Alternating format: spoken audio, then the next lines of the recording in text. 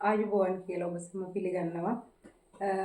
අපි අද කතා කරන්න යන්නේ පුද්ගලයාගේ ආරක්ෂිත බව කියන එක. ආරක්ෂිත බව කියන්නේ විපතටපත් කෙනාගේ පුද්ගලයාට දැනෙනව හැම මොහොතකම මම අනාරක්ෂිතයි. මට කවුරුත් නැහැ. මම හැම මොහොතකම ඉන්නේ තනියම. මට කිසිම කෙනෙක් නැහැ කියලා. එහෙම දෙයක් කිසිසේත්ම වෙලා නැහැ. මොකද මුළු ලංකා වාසීම ජනතාවම ඉන්නේ ඔබ සමගයි. රජය ග්‍රාමීය ජනතාව පළාත් වශයෙන් ඉන්න ජනතාව සියලුම ජනතාව ඔබ සමග එකතු වෙලා ඉන්නේ.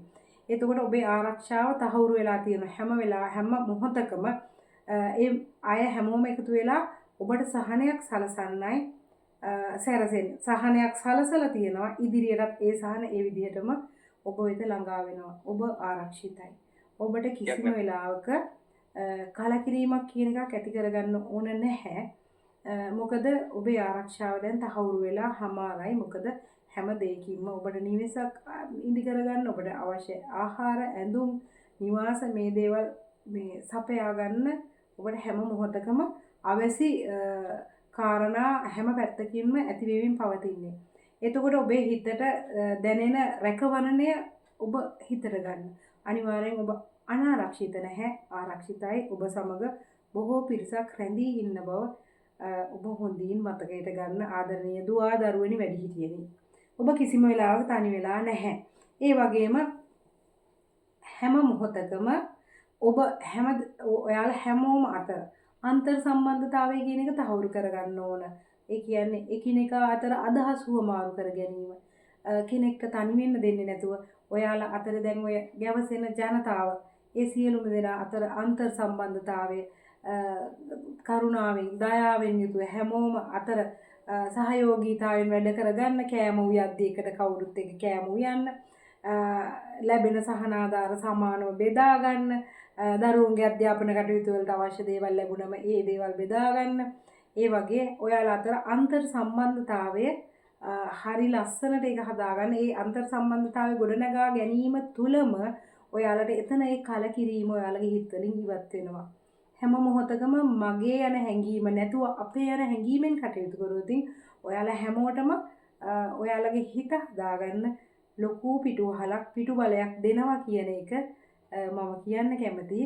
ඔයාලා ඒ ගැන චුට්ටක් අවධානය යොමු කරලා බලන්න මොකද වෙන්නේ කියලා.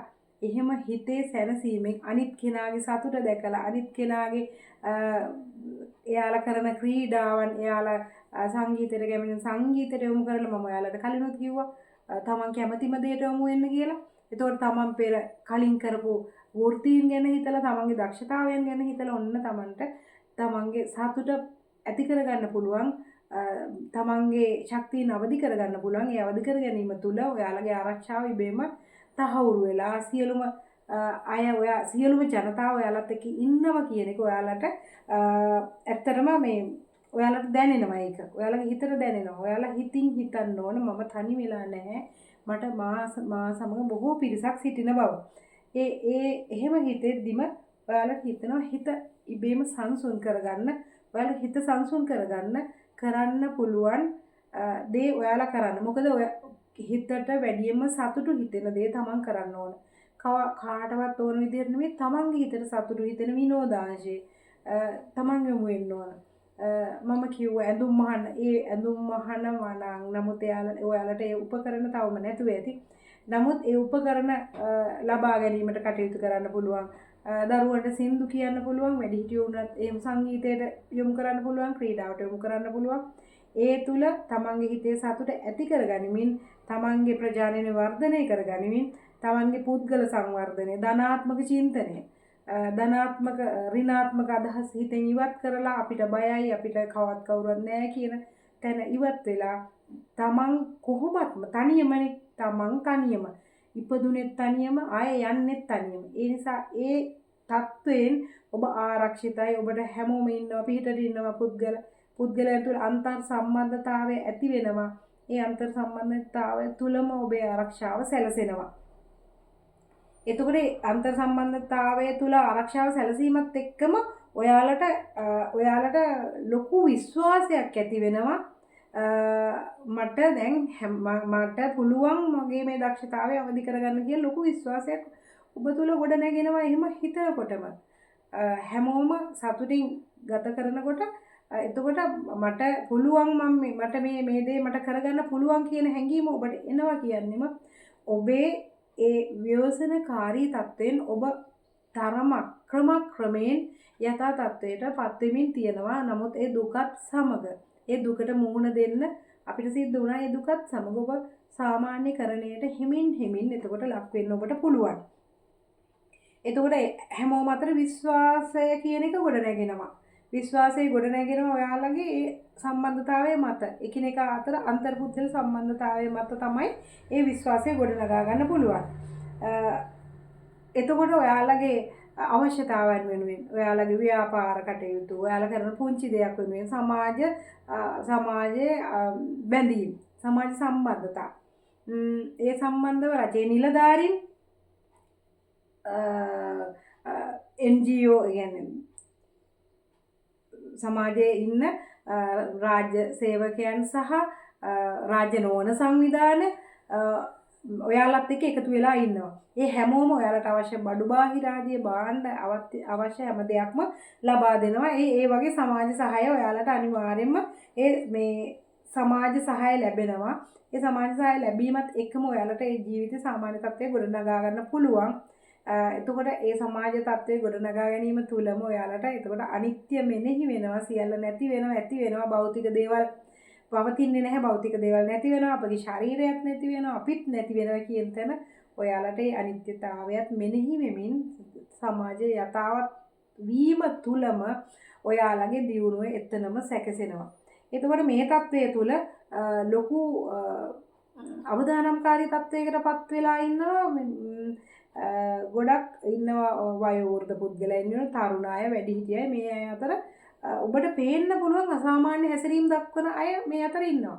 ඒ කියන්නේ දිගටම බිය, නොසන්සුන්කම, කෑම අරුචිය මේ වගේ දේවල් තියෙන පුද්ගලයන් ඔබට දකින්න පුළුවන්. අසාමාන්‍ය හැසිරීම යාලා තුල දකින්න පුළුවන්.